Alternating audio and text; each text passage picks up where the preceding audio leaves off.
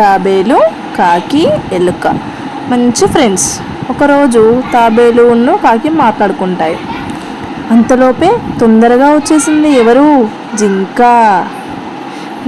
నన్ను కూడా మీలో స్నేహితుడిగా చూసుకుంటారా అని అడిగేస్తుంది. అప్పుడే ఒక వేటగాడు వస్తాడు.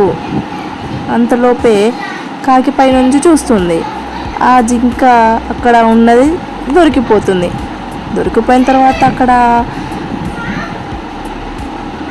ఇంకా అప్పుడు చెబుతుంది, ఎలుక జింకను కాపాడుతుంది.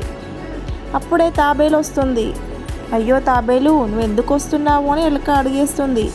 అంతలోపే తాబేలు వేటగాడు చూస్తాడు. తాబేలుని పట్టుకుంటాడు. తర్వాత జింక ఎలుక ఉపాయంతో ఒక నది దగ్గర పడిపోతుంది.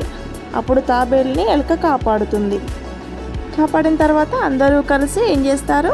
హ్యాపీగా వెళ్ళిపోతారు.